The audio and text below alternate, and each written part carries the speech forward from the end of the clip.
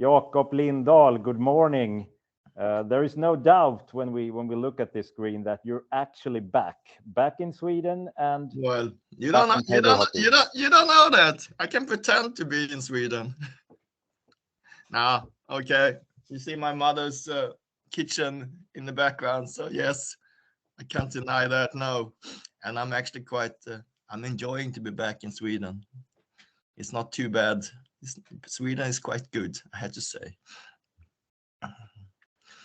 Yeah, we're all enjoying to have you back, even though in my case it has only been a question of watching some live streams from the local table hockey league the other Tuesday. Yeah, many people have watched it. I think like Umeå bordshockey, Umeå table hockey have like 15 new members just in the 2 last weeks. Yeah, I thought you were gonna mention that, Hans. Yeah, well, haven't been in Sweden in many years, 11, 12 years. So of course, there was on the list things I have to do when I'm back. I didn't. It was on my list to beat Oscar, but I guess it was just a bonus. It's actually quite confident that you just happen to have the cup from the Las Vegas tournament in the background there. I see it. Yeah, I should have picked something else, like Umeå Table Hockey Federation's championships or something. But yeah, I think I actually returned that trophy back to the poor shop that sold Lars Erik-Svensson all the trophies. I had to give them all back before I moved away from Sweden, because it just took up too much room in my parents' house. Yeah, that's cool. That's a problem when you win too much, Jakob. You have too many cups, you can't store them, and then you have to give them back to the people who sold them. It's actually interesting. There's actually a lot of problems winning too much. There's certainly that's just like everything else. Everything has its flip side. Yeah. Now there's certainly a big part of my life, and one thing I always will remember being a very good part of my life, playing table hockey. yeah. And beat all the likes, or beat to win against all the guys that you really want to, just defeat. Didn't know what else to do, so you can always play table hockey against him and show who's the best. Yeah, exactly. Me and my father had a table hockey room when I lived in Piteå, and it quite quickly you get some trophies. So we had a wall with all the trophies over there, but they had to take it down when I moved to Umeå. Yeah, I remember that room. I'm assuming it was the same room as I like 20 or before you were born, or maybe. I remember being there, me and Pontus and Lasse, and I also remember annoying them because I wanted to play, I wanted to compete all the time, and when they actually just want to relax, I was probably very annoying. I just wanted to play and play. Yeah, I think you have the same thing with Oscar, right? Yeah, he is very. The most annoying with him is he's actually much better than me. He just pretended to be nice when I played. We played that. You're actually playing really good. But to start this, I want to ask you, how did you start playing table hockey in the beginning? It's so long ago, I can't remember.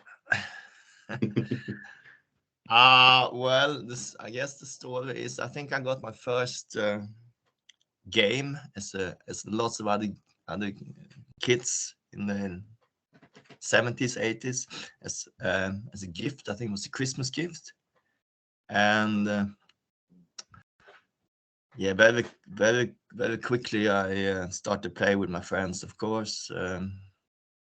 It took a long time until I actually start to play like in an organized way. I joined the Umeå's federation here in not until 88, and I guess after meeting Lars-Erik's lesson, Rönnlunds, and then you get hooked very quickly. So I think Les took long until I started to compete on the national level. I think Les started it in 85, so pretty early, 88, just 3 years old club. He must have told you the story when I just turned up and I was so short, could hardly reach up to the table. How old was you? Being the reason why I had to stand up as well. Surprised I didn't have to stand up on the chair. So that was 14 years, 88. I started 87, so 13 years. That was actually shortly after I think your dad, the legend, Lars Henriksson, turned up. He was playing on you could challenge him on a supermarket in Umeå.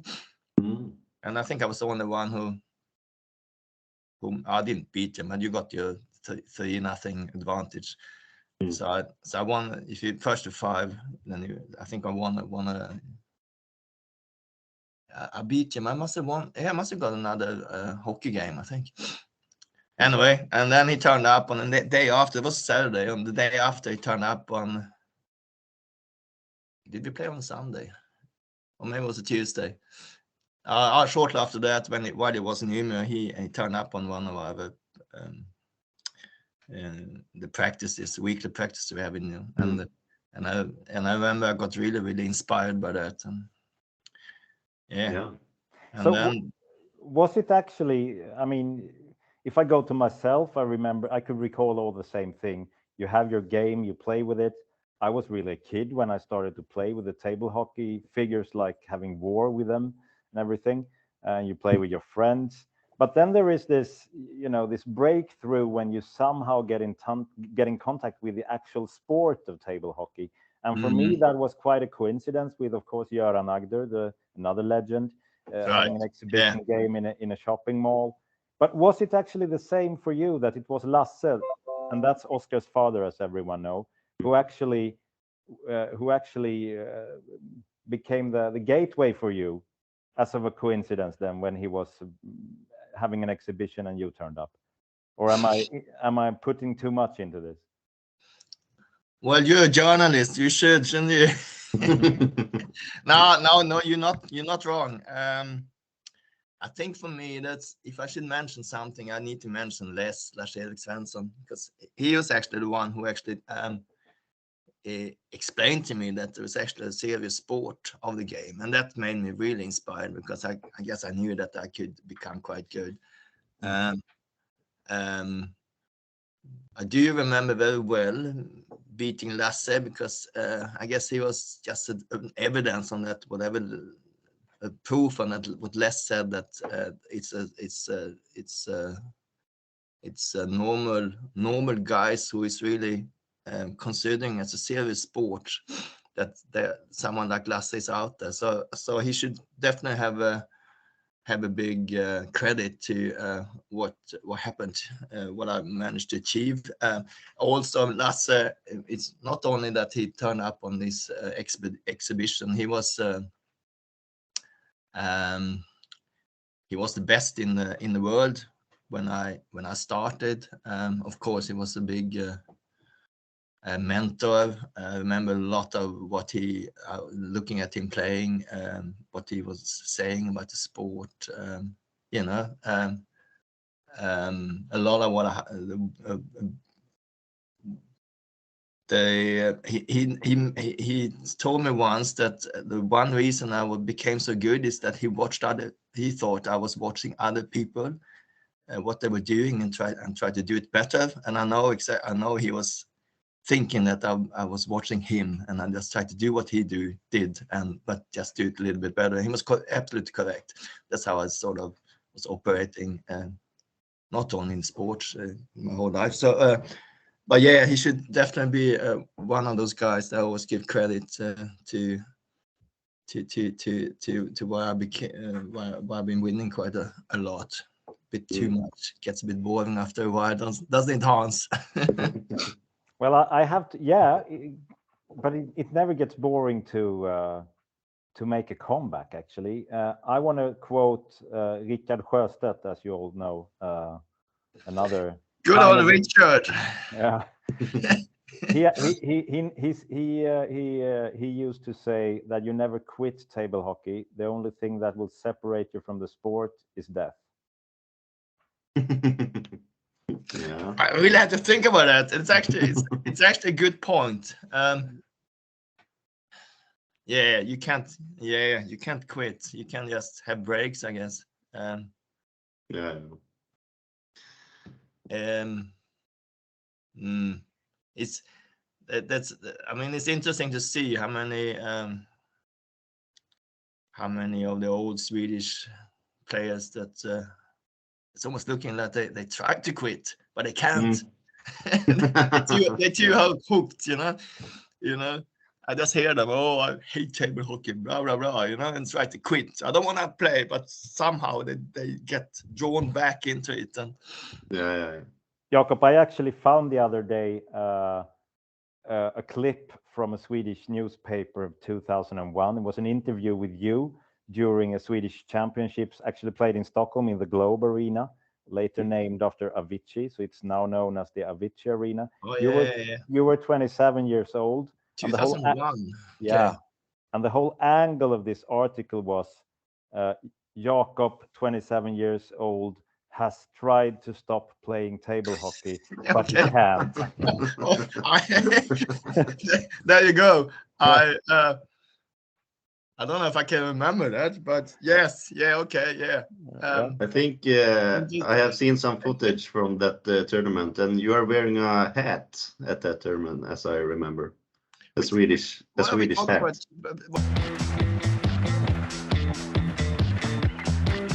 Hur många är det som är med i SNO totalt?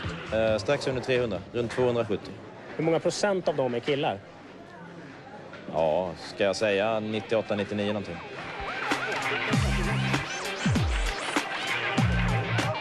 Det finns ju en myt och en bild av bordshockeyspelare kanske som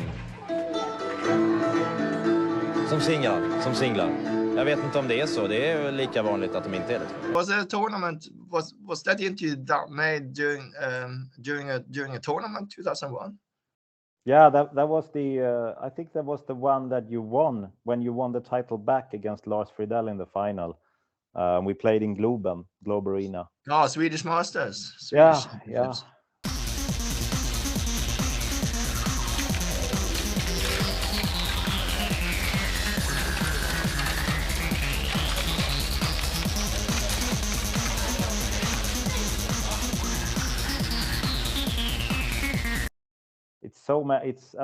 For me it feels like only a few years ago, and it turns out now that was 22 years ago.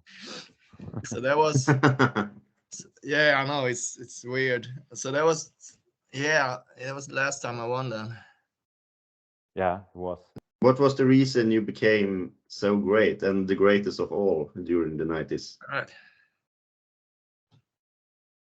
Do it have to do that you were standing and everybody else was sitting? Was that also one reason? What's the reason? It's that type of question that you probably will be getting better answers by asking someone like Hans or a friend of mine. Well, what's the reason why you're so good, Oscar? You ambitious and you smart and you practicing and you know how to practice and you're tactical. I don't think I was very different actually. I was probably just quite good at what I was doing. Do you think you had a good advantage when you was standing? I mean, obviously, when I'm doing something, I'm really 110 focus on 100% focused on only that. Everything. I remember a few years that it was just my whole, the existence. My life was really circling around the table hockey. I really wanted to be the best one. But apart from that, I think it's a very thin line between if you the absolute best one, or if you just amongst the best players. I don't think I did something really different than anyone else. Yeah. I remember, Jakob, you have had this question, especially from journalists that don't know anything about table hockey. And I remember the Ingmar Stenmark answer, usually always like 30 years ago, but yeah, I thought I had to try to talk a little bit now because it's an interview. But I remember the answer that you used to give back in the days when you got the question, what does it take to be the best table hockey player? And you always gave the same answer, actually. I did. It's all about the winning mentality. That's what you were always saying. Wow. Okay. Det som är väldigt viktigt i bordshockey, det är ju att man just har den här vinnarinstinkten som gör att man kan, eftersom alla matcher är så pass jämna. Okay. Oh, you have a good memory, Hans. I'm pleased to hear that I haven't completely changed my opinion. But I guess that's it. I mean, we are a lot of people in Sweden and in the world who have actually tried to become something in table hockey, but to actually achieve it, I think you're right. It's all about what you do in those moments when the game is decided, and to be at your best just there, just that 10th of a second when it's all decided. I mean, I guess, you probably have this bit of the same experience there, Hans. You would have also really wanted to win, and when you really wanted to win, you did so. You've been one of the greatest, but maybe the greatest, and you wouldn't have achieved that without really wanting to do it. I think. Yeah, you need to have that, winning mentality. I guess whatever you do to actually become something. And apart from Oscar, he's so talented, so he can just do whatever he does, and he's focusing on studying and whatever. But he can just become the second in the world for table hockey just for fun. Yeah. Well, I think. I don't know with you, but when I'm standing outside and practice table hockey, I can see in front of me, like now it's the 7th game and I'm going against Hans, for example, and I can see in front of me how I do that center move or pass into the center, and try to imagine it in my head when I standing there practice. I think other people maybe just standing there, moving the wings. Don't try to imagine those stuff, maybe. I don't know. Isn't it also a little about, just being totally in that bubble of the game? I will have an anecdote just from the other weekend when we played the Swedish tournament, Vasapucken, and I was in the final against Eddie Nilsson, one of our new coming stars, a young guy. I was watching that, by the way. Yeah, you were. And there were so much things happening in the venue that I wasn't aware of, that people had to tell me afterwards. There was one old Swedish guy who actually was talking too loud. I guess he had been drinking too much because we were pretty close to a bar in the audience. Turned out that it showed up like 3 or 4 teenagers that didn't know anything about table hockey, and they were actually cheering for me, it turned out. But all of those stories I had to be told afterwards, because when I was actually playing, I wasn't paying attention to anything but what was happening on the game, in the board. Yeah. And again, we were in our winning bubble, and it was only one thing that really meant something. Really, that old guy that was talking too much. I I was gonna ask you that how good he was last time we met, Oscar, but maybe we can leave that conversation for later. Yeah. Yeah. Um, I don't think we should mention the name. no, let's not mention the name. Maybe later. But yeah, I what did is- watch that. I have followed some of the.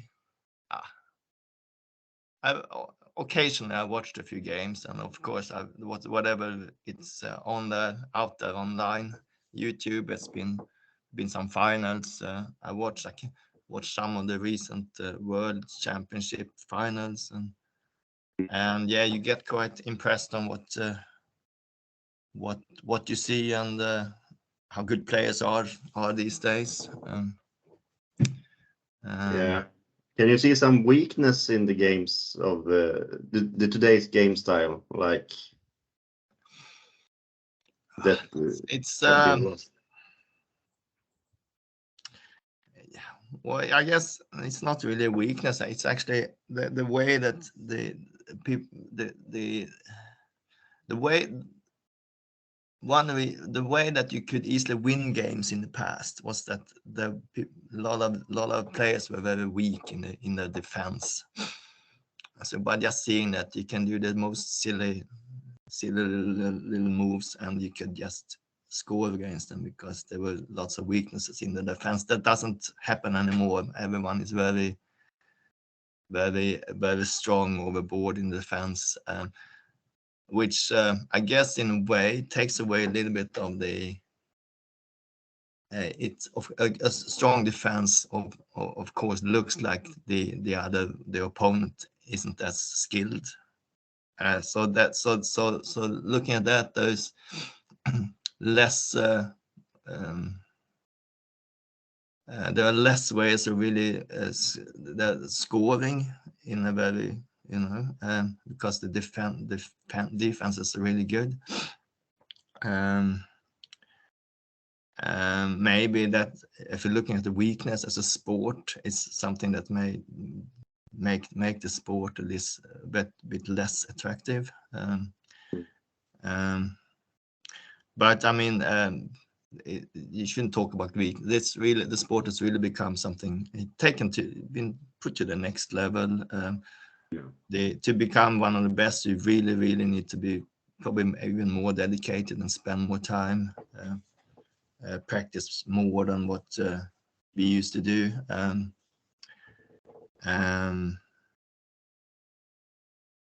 So yeah, it's I enjoy watching the table hockey from the last 10-15 years. I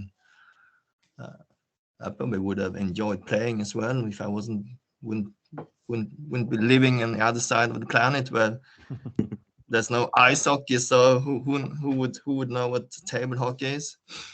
Yeah.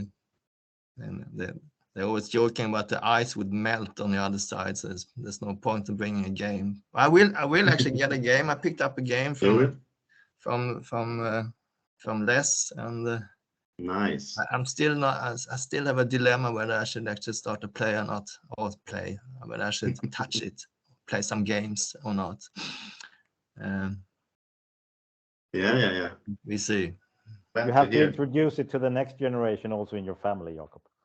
Oh well, that's I think I guess that's where the dilemma is. I know the boys would enjoy to play, but after that, playing against me, they can't. There's not many more ways of enjoying it over there. It's not like you can go to the Australian Championship and you can start a community over there. yeah. But I guess the number of participants in an Australian Championship would be like 2 or 3 players, depending if I'm gonna participate or not. Yeah. I got a bit tempted. I heard about some plans that Umeå would. They talked about arranging a World Championship, so that's something to think of. Yeah, maybe. I think Joachim Österman mentioned it some weeks ago to me, and 2025. No one else have taken the World Championship, so maybe Umeå will take it. Yeah, Take I guess it home. quite a lot of. Sweden I mean, haven't had a World Championship since '89, so maybe it's time for Sweden to have one more. 95 actually. 95, yeah, 95. I'm Jakob sorry. won it. So that Yeah. would be, what is it, 40 years? No, 30. Is that much? It's from a 30-year anniversary. yeah, And from 25. Yeah. And I guess, Jakob, if you hereby officially confirm that you will actually show up in Umeå in 2025, I guess the bid is all set.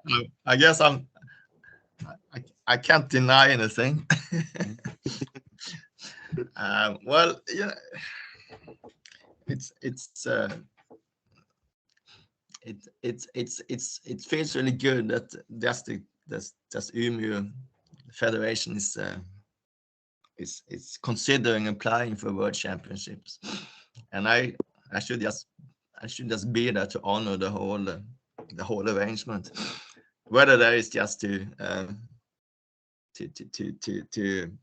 be one of the organizers or one of the participants in the what is it? Oh, not just a veteran. We can have the old boy tournament. I think you will actually still be too young for the super veteran class in 2 years. Is there such a thing? How young do you need to be? 55, right, Oscar? I think it's 55. I'm not so into those classes. Well, maybe You just wait. maybe that's enough. Maybe you can look forward to beat Lars Henriksson with a centrifuge in your first top left corner in the sudden death. I mean, only that would be worth a trip back home. And I guess and you need also qualify to actually be able to play. So I guess I'm jumping the gun a bit. It would be. It's always tempting. I guess you can qualify as an Australian player. That means I have to play against you. Yeah, it does. Yeah. But I mean, are you actually a citizen of any of those countries down under? You are, right? In any of those countries down under? Yes. Yeah. The answer is yes, and New Zealand. So Yeah. in theory, I can represent New Zealand. Yeah, it would be hard to win the team tournament. Yeah. You never know. I mean, you have two people, young guns, with some inherited talent. No doubt about that. Yeah, hidden talent, very hidden. Yes. And then me. You need I can recommend it, by the way, playing with your kids. I need one more. I can try and recruit one of the like 170 kg made of muscle rugby players and see if they can. Would be cool. Yeah. I mean, that wouldn't be too much of a difference from the new generation of table hockey, Jakob. I mean, in our days, you should be thin and, like us. But then you have the new generation with Oscar, also competing at weightlifting stuff and everything. So you should bring those guys. Maybe that's a new trick. Yeah. Well, I guess a little bit. If you look at if you compare the style of table hockey, there are definitely more power in the game. There's something. So, I remember me and for example, your dad Lasse Henriksson. We used to. Oh, he was actually the one who who convinced me that to become a good hockey player, you need to have a certain standard of physicality, not the physicality, but endurance. So he was out. He told me that he went out running, exercising to actually last longer in the competition, and yeah. So the next day after he told me, I started to run, Hans. But that's the funny thing. He could probably told me anything. I would have done the same thing. Actually, that's so much of a déjà vu, I guess, for all the three of us. We have all heard those stories in different moments of our careers. I also remembered when Lasse was living in Skåne, where I grew up, and he was, as everyone knows, my role model too, or at least one of the big ones. And he was telling me about those jogging sessions he had, and that he also, when he came back from the jogging session, he was measuring how many out of 10 center moves he would score to actually recreate I the heard situation. about that one. Yeah, I have seen that many times.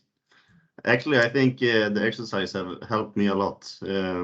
Before the last World Championship in Tallinn, I actually dropped like 15 kilos body weight, just because now I have gained that weight again, and I feel like it's hard to get my legs between the wings and everything. So I understand Peter Österman nowadays. Peter Österman. Yeah. I guess that's. I guess. I mean, I was just while you were. I just remember that our friend was talking too loud. I think he, him and Peter Österman, they were complaining that they were not fit enough to actually manage to stay concentrated and keep playing the whole tournament in it. Most recent Swedish Vasapucken. Yeah. But it's funny that I was watching a TV program about Ingmar Stenmark, and while he was the best one, it was a big mystery how he could be so good, and somehow his opponents learned that he had a hobby. He was riding the bike, like a one wheel bike, what do you call it? And he was also walking on the gå på lina. But there was nothing he did to actually, as part of becoming part of the way they practice for the slalom, the game. But he did it, and as soon as the opponents heard that, they started to do the same thing, Yeah. Okay. Well, I have actually walked a tightrope once, and I can just tell you that wasn't a too pleasant experience for your lower parts, because I actually fell. Yeah. In the way that a man doesn't want to fall. I see. I have also one question. Ouch. Ouch, yeah. Who was your biggest opponent during the 90s and early 2000? Yeah, good question. I mean, there were a few, obviously. It changed. They didn't last very long.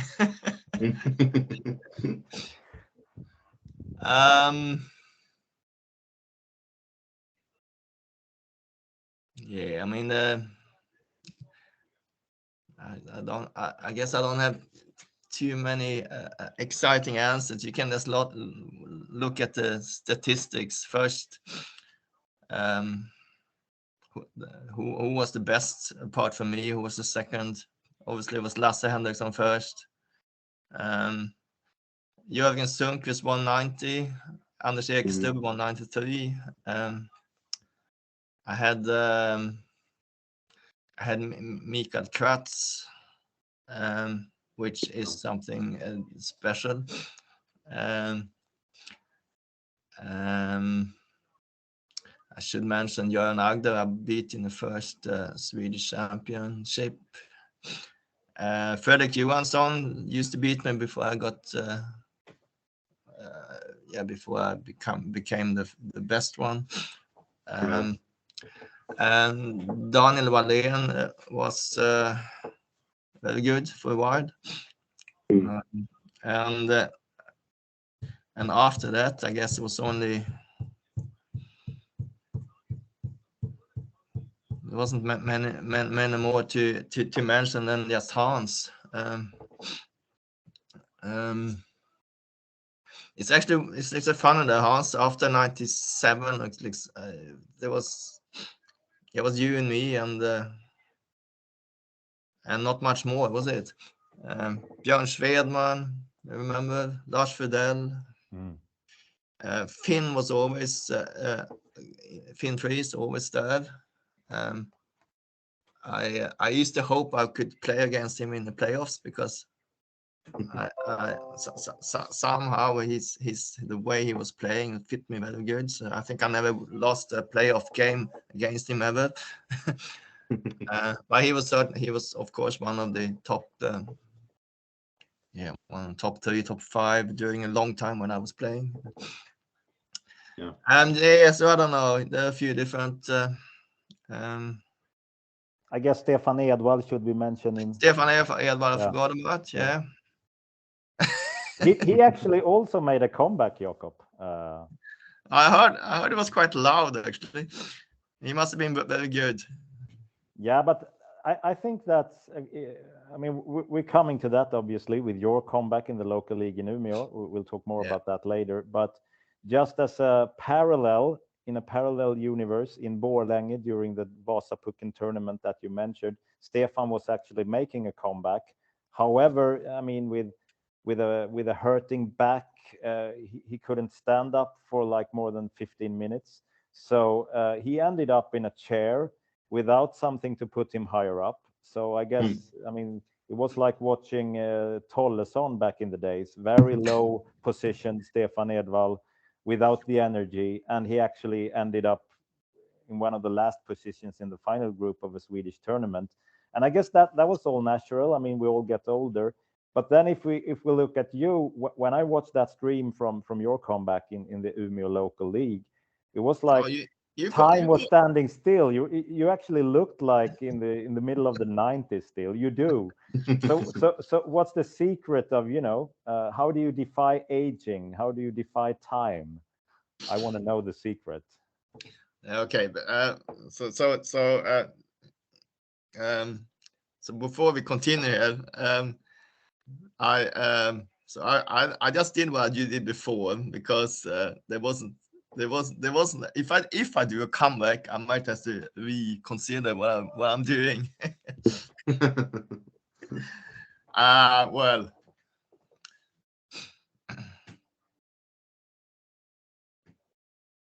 I always been. I wouldn't be able to sit to start. About sitting and standing, I wouldn't be able to sit. That's just. It just feels like you play with your hands tied. It's actually interesting now. I do know that most players are standing up playing. Whether that's because of me, it's quite cool or not.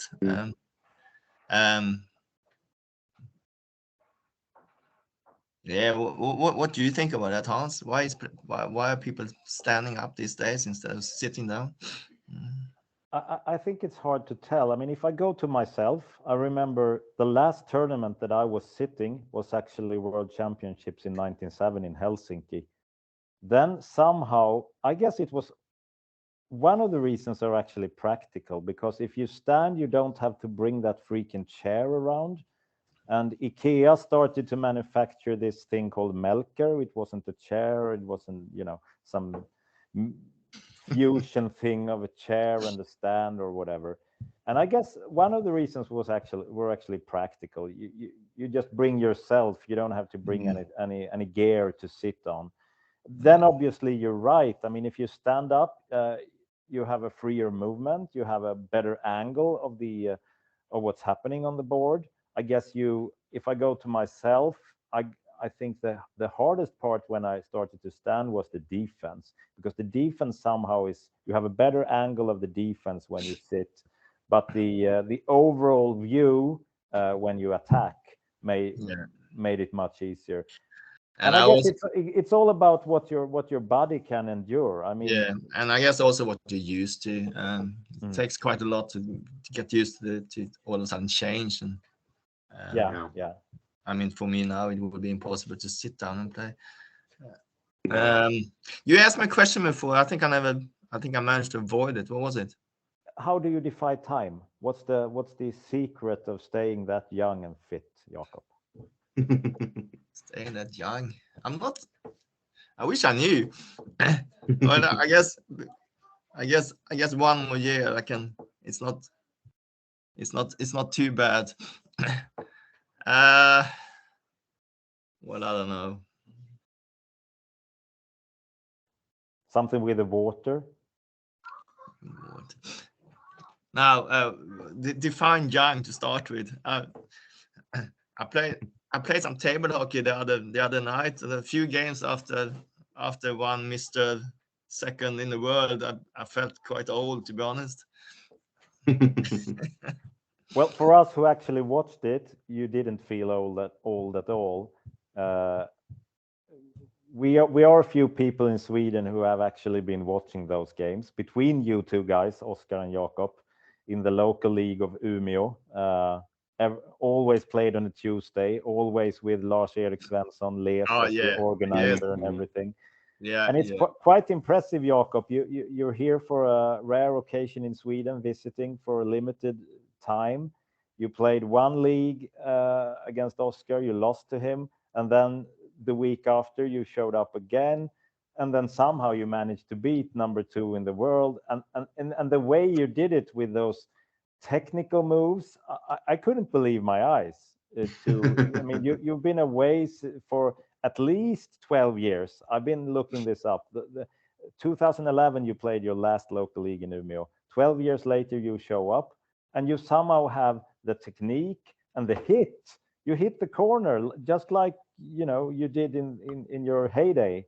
How is that even possible? Yeah, well, I got a bit. I had to admit, I got a little bit surprised how I thought I would take longer time to just find the basics, to find the rods,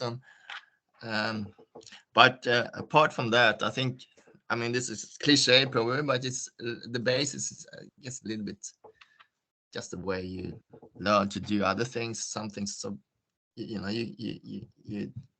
just remember how to do it. I do think though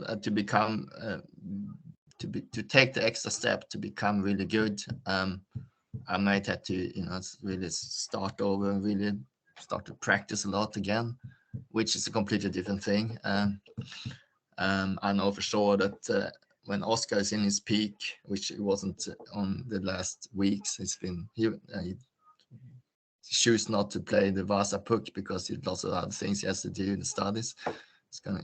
I think you said something, you're gonna practice a while now before the Swedish Master. So I probably played against him where he was really not what level you can be, Oscar, when you in a tournament. So I wouldn't read it too much into it, and I managed to win a few games.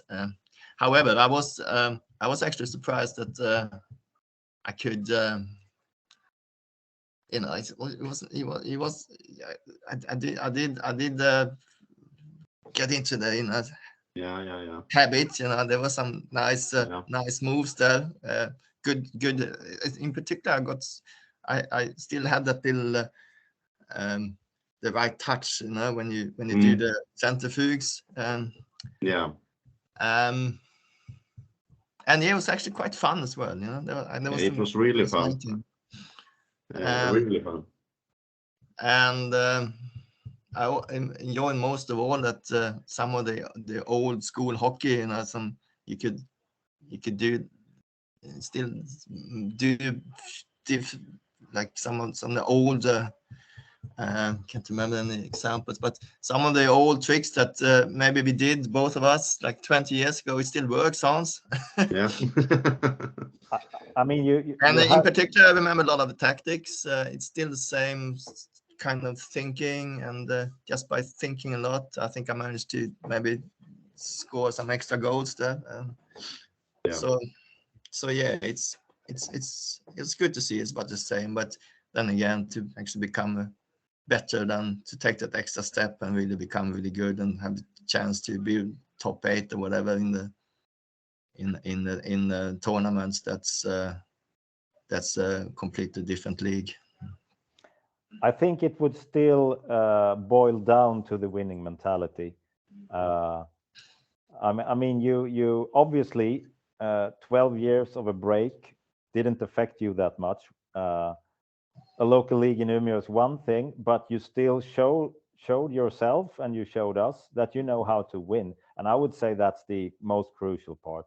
You found a way to win, no matter the circumstances, actually. Yeah. Yeah, I guess that's one thing that makes us different, because the thing that you can't really explain, but the really what that little extra we have, you and me, Hans, and Oscar, that you when you run out of explanations why you're winning, it's always that mentality, and I guess that's something we always have. Yeah. I think when you ask Ronnie Nuttunen, also one of the candidates for the GOAT title of table hockey, one could say, when you ask him, why do you win? His answer would always be, because I was having fun. Yeah. Yeah. I just have to hello. introduce my two sons here. This is Eden. Eden, just say hello. Hi. Hi. Hi, guys. Hello. This is Justin. So just quickly. So how are you doing in Sweden? Do you like the snow, guys? Yeah. What does it feel like to actually be out in the snow? Sand. Yeah. Isn't it Is too it cold? Sand. Cold outside. Okay, I gotta continue. Okay, well, at least you got a chance to say hi to Lindahl, the younger generation. Yeah, they're having a blast in Sweden here. Anyway, Future table hockey stars. We're talking about. Maybe. Yeah. You were talking, Oscar, about that you actually understood when you played against Jakob why he was that good. Yeah, of course. And I noticed from the first week you played here in Umeå compared to the second week that you adapt very fast. Like that shot from the defender, from the right defender, you started doing that one and scored some goals with it. And also other stuff like defense, you completely changed your defense from the first week to the second week. Also, I felt like I remember when I faced Ronnie Nuttunen for the first time in Helsinki, or I think it was Helsinki or something, in Finland. He was very, very, very good to just win the pucks, to some way put the stick to just win all the small pucks. And actually in Sweden, I'm not very used to that. I think many people have to be better to win those pucks, and maybe I have been pretty good to actually do that. But to play against another Swede that is good at just that thing was interesting. Oh, it's interesting you mentioned. I know that's something that a lot of people commented on before. And one thing that I actually thought about, like the likes of Daniel Wallén, Björn Svedmans, was really good at.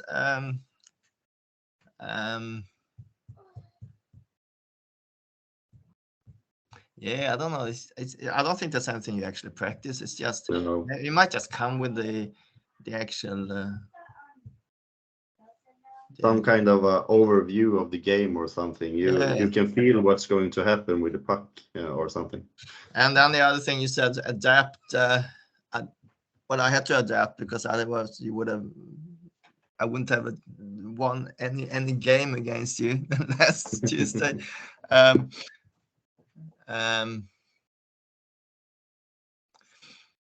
And that's I think that's another reason why what made a lot of players different before when I was the best and compared to others, that you needed, even in the beginning of the 90s, you needed to be able to adapt to change the way, change the tactics, change the style of playing to actually That was also to win harder. against all players and not only the one that fit your style of playing. Yeah. That was also so much harder in the 90s, Jakob, before the internet. I mean, now people can watch the movies and Yeah, I actually thought about adapt their that. tactics online. In I actually thought nowadays, about it. you could Before only you had, do it. before you had to during have the your tournament. what do you call it, that VHS videotape, and you had to you had to record it, you had to watch it on the TV, and you had to go rewind it back and forth like millions of times until you actually noticed anything. And now it's all different. I think, but that's also a way that sports has developed. It's just a natural part of how you become better, improve yourself. It's all based on that you have to study your opponents, which was a very unusual thing before.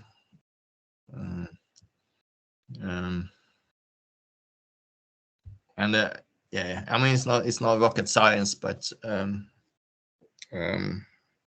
it also shows that the sport was quite limited before. It was so many ways of improving it, and so yeah, a lot of things has happened.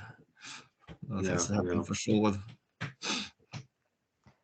One thing that you were actually first doing, Jakob, that many people are doing now, is watching the angle of the hand instead of watching the puck. Yeah, the one thing yes, I also noticed that people have started to. I thought about it like 10 years ago because there were some comments about it, and it was actually quite amazing that no one had done it before, because quite just preparations before someone does something, that's just the human nature, that you prepare yourself two different ways, so depending on what corner you want to aim for.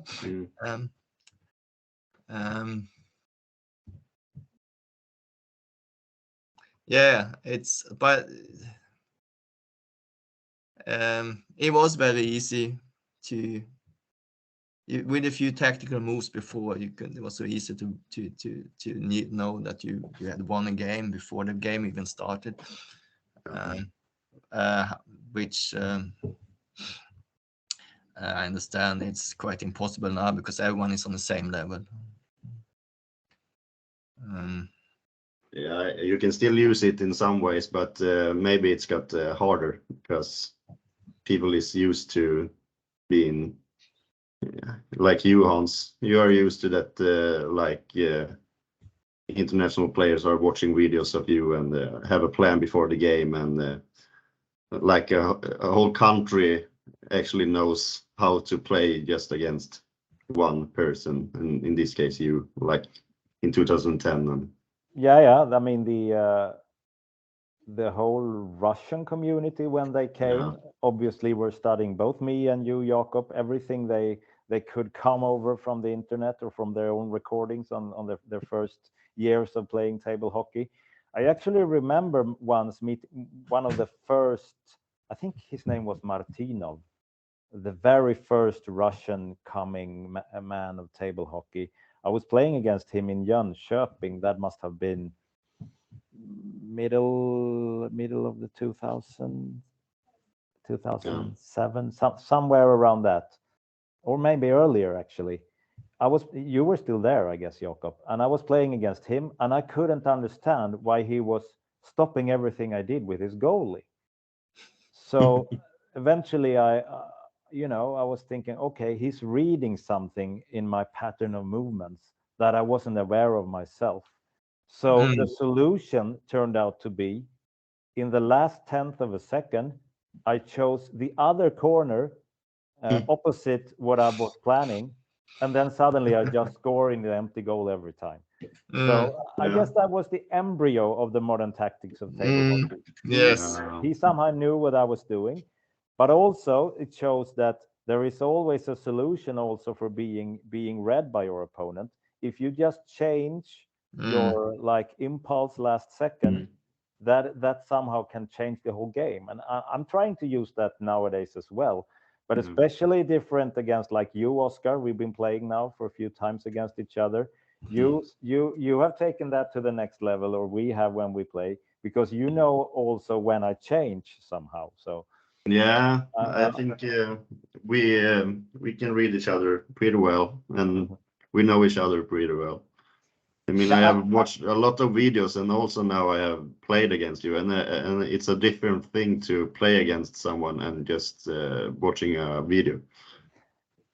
And speaking of that, how was it to play against Jakob? I mean, he's a living legend. And you haven't played against him before, and now you did. I mean, describe. I was starstruck when we first played. Actually, pretty nervous also. It was really cool. And as I mentioned, it's pretty clear to see why you was so great, and also the different game style, the different start position when you have the puck on the left wing. That's interesting. Yeah, you're standing What's like different? with your center when you're going to do a centrifuge or something. Your center is standing already up there in the middle of the game, pretty much. Nowadays, pretty much all of the players have their center right in front of the goal. You have it in another place, and you can choose to do some different stuff that I'm not used to see. And you have so good hit in the first corner and also on the second corner. I mean, it was many times I was really standing correct, but still you was able to hit the right corner. And yeah, it was interesting to see, because I just know one that I know that's also is very, very good at doing such stuff and hitting the correct corner is Alexei Sakharovs from Russia. Oh yeah, okay. He was amazing to hit the correct corner all the time, and so was you. Quite unused to that. And I think that's not a coincidence that he mentions the Sakharov brothers, because that goes for both of them. I know that they were actually studying you, Jakob. Yeah. I was gonna say there was that time they were just starting to practice really hard when I went over to Russia. I remember that, and I was gonna say they would. When did they? What are we talking here? 10 years ago or something? When did they play? The last time I played against him, or the only time I played against him was in 2018, I think, at the Swedish Masters. Oh, that late? That recently? Yeah, and I think that's his last year playing or something like that. Well, about they are also old now. Yeah. I was gonna say there was actually very. You didn't ask me how I felt to play against the new star, Hans. There was one of my really highlights actually it was actually, I enjoyed playing that final the first time 2 weeks ago. It was that was very interesting to. If it was it was like a trip back to the future. It was very what you call it. It was a good experience. I do think I think we got a bit more competitive the second Tuesday. The first time it was more like we were just quite there was more just a thing that we played against each other, and actually to win that was the most important.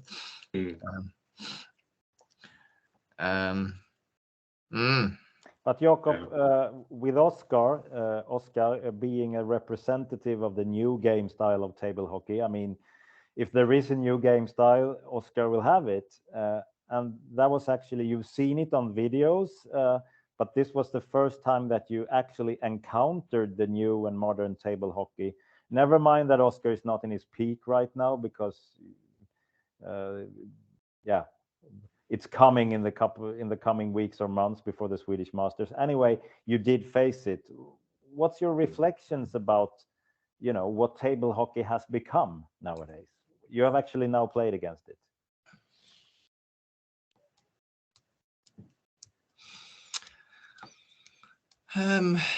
Well, I mean, as I said, there's certainly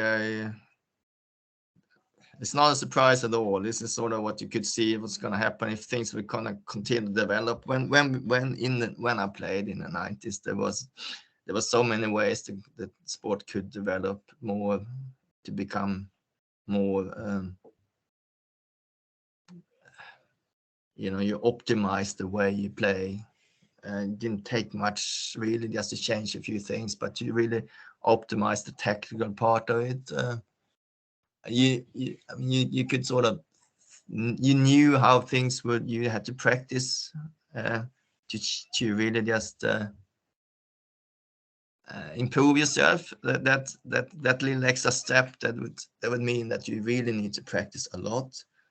But you sort of knew how it could turn into, and I think that's how it has become now. Just a few more tactical and more active way of defending yourself. It was very, very, very easy to tell that there would be more emphasis on the center fins, which is exactly how it looks now in the the recent World Championships. It is that you can practice so much that you don't make a lot of mistakes. You can only score. It's becoming more like just a mind game, really.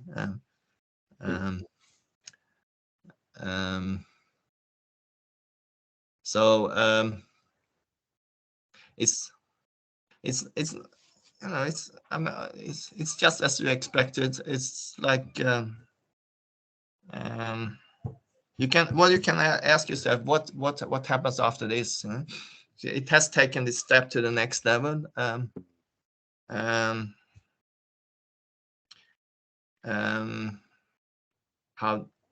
Where to go from here? How can the sport develop even further? Now I think it reached a point where it's quite optimized the way of playing, the people playing.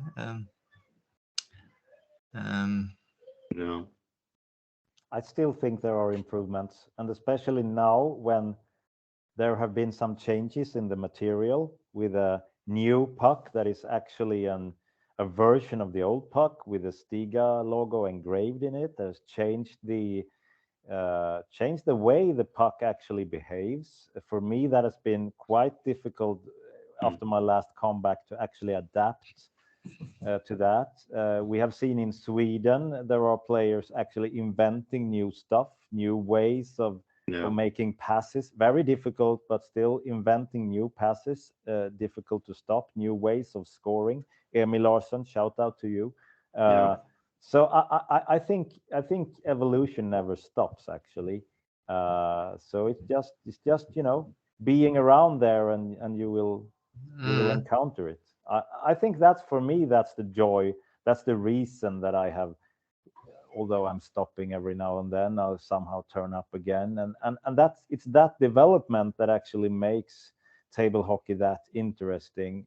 For me, Jakob, you might have noticed the new way of passing the puck from the left winger to the center, very high up in the track. A new way of making that pass compared to when we played in the 90s. The Russians started with it. Oscar now masters it maybe better than anyone. And that single pass actually somehow changed the whole dynamics of the game. And now everyone is doing it, and people get better to defend it. There will always be a new revolutionary thing happening. The Russian pass was one. That's 10 years ago, even more. So what, I mean, I leave the question open to you. What would be the next thing if I press you? Oscar, what do you say?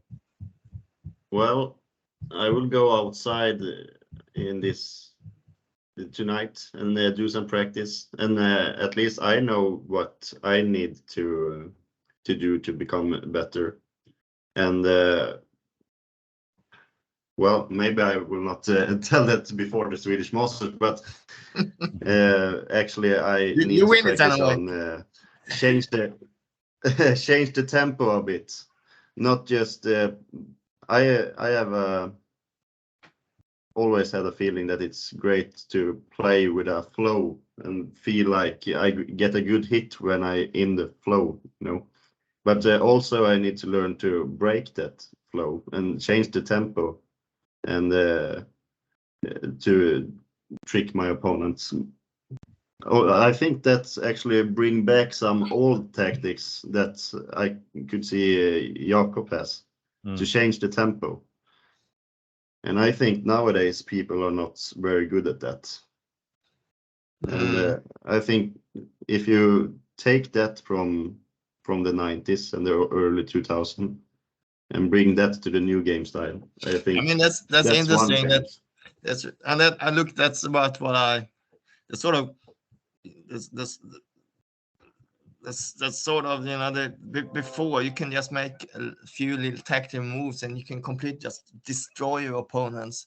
Now that the sport is so developed and really so good, so the way to actually to hear that the way you can change things, that's just changing tempos or whatever, that really confirms it's really been the tactical, the thought of the game is really it's really on a high level, it's which well that's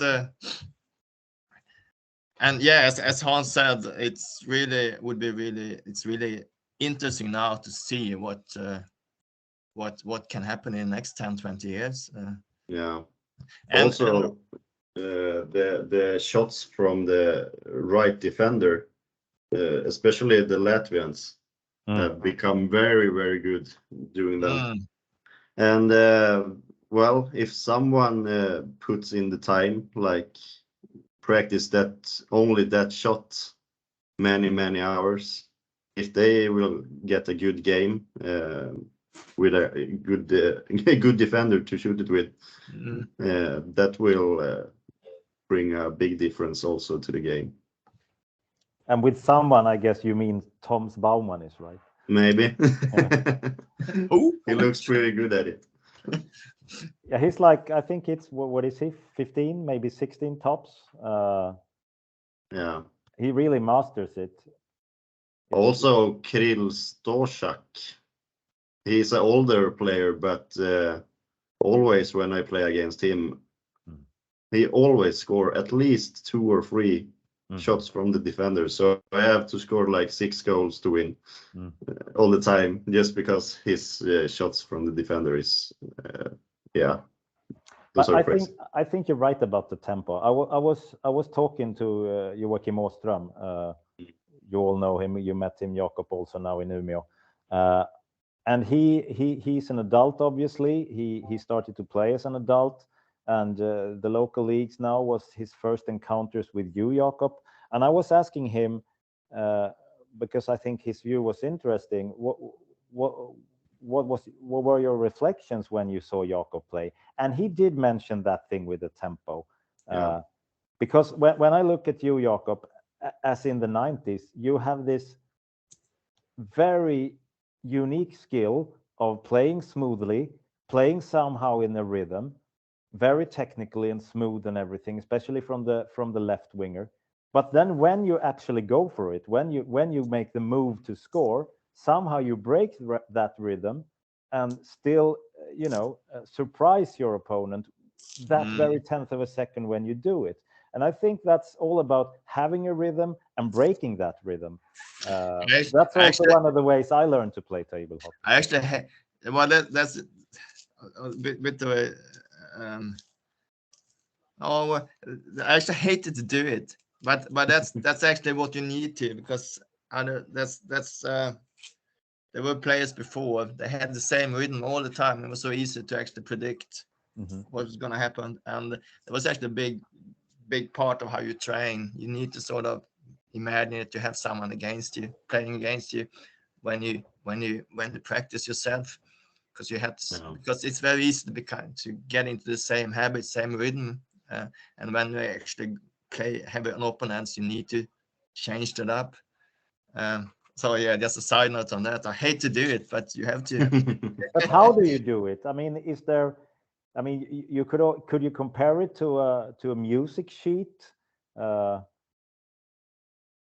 Obviously, if you have a rhythm tapping, that's somehow the way you play table hockey. The interesting thing that I think that's really the hardest part, to change things from when you actually practice yourself and when you have an opponent against you. I don't think anyone is doing that perfectly, and it's just a thing that, and even to try to break the pattern of what you're doing, to make sure that no one can read you. That's the whole thing. You need to just the only way to do it is to practice you need to practice in a way that you actually don't practice, it's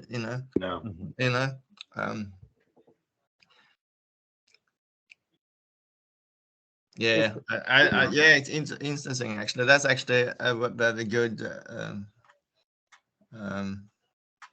important thing when you practice, to practice without them, with different patterns in the way you move, and you find that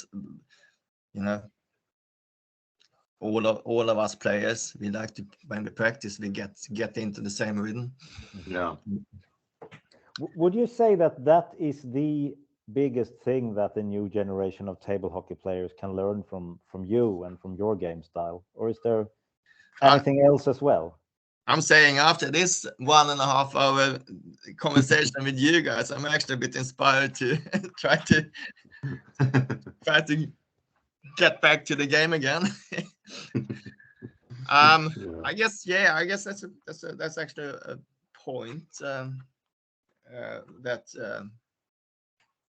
it's not that obvious, and that could be maybe a little advice if someone would like that. But yeah, apart from that, I think I'll leave everything to Oscar to show us how good you can become. How you can just with the right attitude and talent become much better than old boys like Jacob and Hans has been before. I will do my best. I have one more question for you. What is your greatest memory from your time in table hockey? Greatest memory.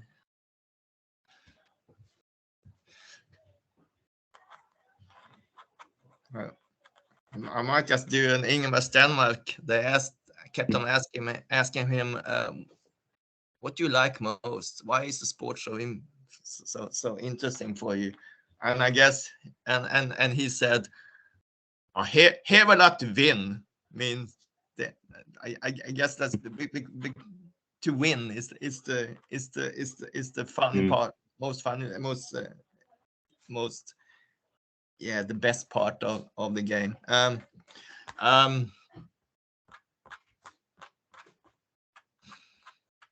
really enjoyed there was a few games when I thought I really when you can actually you have all the hard work, and then when it comes to final in the Swedish Championships like 96, you did everything perfect. There was all the hard work just turned out to be, you can actually translate it into to do it on when you need it most. There's a few, I knew I was going to win that final. It was against Daniel Asplund 96, but I just got there was just everything was just it just turned out the way you wanted to be. You want to be able to do all the tricks and the moves and the centrifuges and up in the corners whenever you want it. It's so yeah, I guess just to there was when I first won my there was a Division 2 second league in the championships in Umeå, in our little Umeå's Masters. There's still one thing that I really, and I remember coming home after that, I was really thought the world was perfect because I just won a few games up in Umeå. It's really hard to compare. Of course, this World Championship 95, there was a good final actually, and I had lost 93 in Paris, which I should have won. So 95 was big. That was a big win for me. Yeah. I do remember that final against Daniel Asplund, 1996, Jakob. Oh, you do? Yeah. Okay. Yeah. Somehow, it's interesting you mention it yourself, because when I'm imagining peak Jakob Lindahl, I would say that final. The table hockey you played there against Daniel Asplund, who had been practicing like hell, actually. Yeah. And the way you just, you put him apart in a manner that was so impressive. And you didn't mention one of your signature moves when you pass the puck from the right winger to the center, and with your left hand, without stopping, in the same movement, you score your center move, which is called Järpe, the Thomas Pettersson version. Doing that in one motion with your wrong hand. I actually remembered you scoring several of those against Daniel Asplund in that final. Yeah. That was like peak table hockey for me, actually. Yeah, you're right. Yeah, no, it was just part the one thing I really had practiced on a lot. Okay. So yeah, part of why I really liked it, I could really. I didn't have. I think I had more, almost as many goals as I had shots on goal. I also had to mention, of course, when I won Benet in Boston. For me, it was like a big personal achievement, and it was just showed that the Stiga hockey was really on a high level. Just a few tactical moves, and we could quite easily beat the North American guys. It was another thing I remember a lot. Yeah. Have you never seen the Benet game, Hans? Have you? Yeah, I actually have once. I played against against Pontus. I think he had one of those games. Oh yeah, yes, yeah. Is that big game, like enormous game? I actually have played it one time in Daniel Wallén's apartment. On whose game was it? Daniel's. Daniel's game. Oh, he had one. Okay. We was Yannis Kalusu was going to live in Daniel Wallén's apartment, and then we drive in there, and I actually visit Daniel one time. So then I played did a few shots in that game. It was pretty cool. And as you said, Jakob, I remember being that proud because there was this discussion between Europe and North America. You remember the table hockey, the movie, where I had a big part, and there was this discussion from their side that they're just playing at the Stiga game. If they come to play against us on the Coleco or whatever, we will show them that they're not that good. And then you and Daniel go there and you play like a few tournaments on their game in their circumstances, and you're there on top. I remember being really proud, actually not as a Swede, preferably, but as a Stiga player, that we somehow showed them that, okay, this is table hockey, guys. Yeah, I mean, I don't know. I mean, I don't know how much you actually played the Benin game, but it was about the same.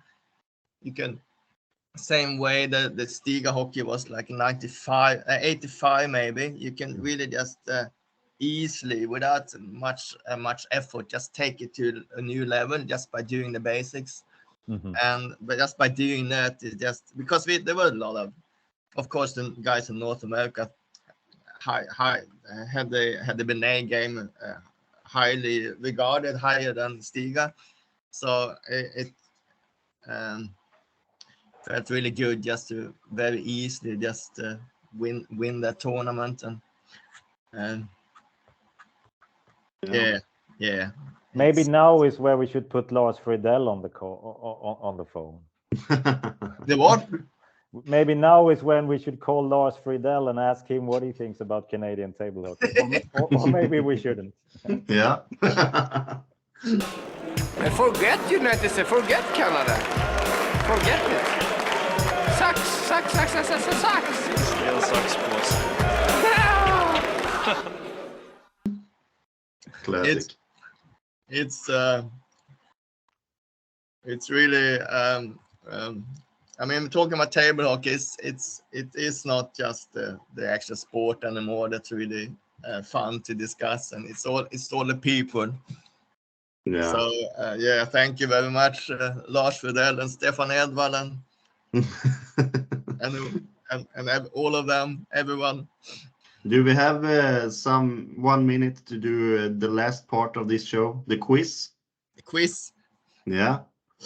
I'm pretty sure, like 100% sure, you both will get this right because you have already talked about this. But am I going to compete against Hans? Yeah, of course. Okay, yeah, that's good. I thought we can't be talking so long, the three of us, without competing. Of course, we have to compete. So I will share here. Let's see. It's the male way of socializing, competing against each other. Well, yeah, exactly. That's that. It's good for you to compete. Yeah. We couldn't just have a book circle and talking about what we've read. No. We will have to have a result, right? Result, yeah, and the winner. Yeah. Table hockey talk show, do not miss. Table hockey, now let's have a quiz. Hey!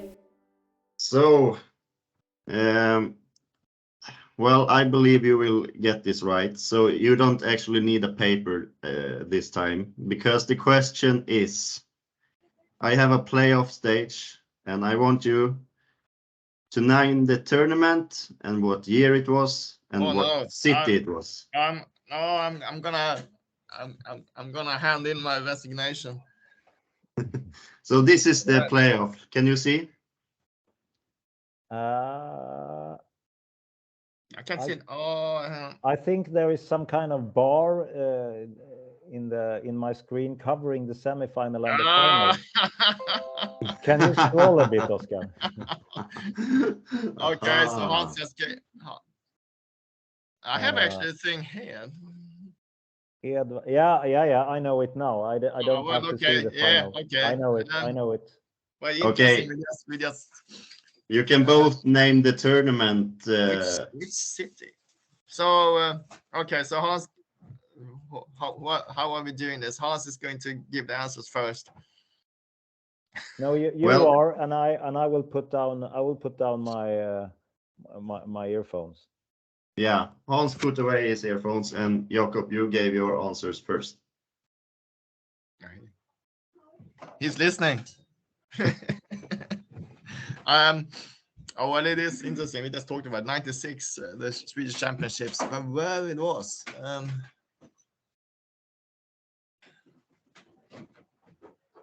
Was it? It used to be I Stockholm. guess you I just have a have feeling to it could be wave so some. I see it when Jakob has finished. Yeah, I will. It could be show somewhere the else, answer. but I guess I had to go for Stockholm then. Was it and by saying Stockholm, it could be Enköp. No, wait, Enskede. I can't really remember. So it's a Swedish Championship, it's 96, and I had to guess Stockholm then. Yes, that's your final answer. Mm-hmm. Then we bring in Hans. I think he understands this. He know. He's a journalist. It's his job to remember. Hans, it's your turn. It's my turn. I'm on. Yeah. This was quite. This was. I really get nostalgic here because I can remember so much from that tournament. Yeah. Especially your father, Lasse. We had been practicing so much before this tournament. He was living in a camper down in Lund at the time. Yeah. And somehow the bad thing happened. We were to play against each other already in the first stage of the playoffs, and Mhm. fortunately for him, I bet him quite easily, and he wasn't that glad, of course. But then before the quarterfinal against Daniel Wallén, who had been big adversary for me for many years, I've had real trouble beating him. And then Lasse showed up just before the game was to start, and he encouraged me and put his chips on my side and really, wanted me to win. And that was what I needed. Yeah. And to beat Daniel there and to play against Jakob, which was one level too much that day. Obviously, you can see the results here. Didn't score too many goals. But then also watching that final, which was, as I said, some kind of a peak table hockey. So that was Swedish Championships in 1996. It wasn't only in Stockholm. I can name the part. That was the last big tournament on a very historical venue, Blåsut, as you might remember, Jakob. This big dining area for the local transportation system, actually.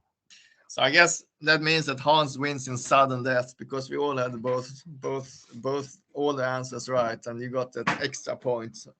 Blåsut, I didn't remember that. Yeah. Yeah. The correct ones is Swedish Championship in 96, and it was in Stockholm. It was interesting that you actually. I did mention Enskede, so. But I think that makes it a draw, Jakob.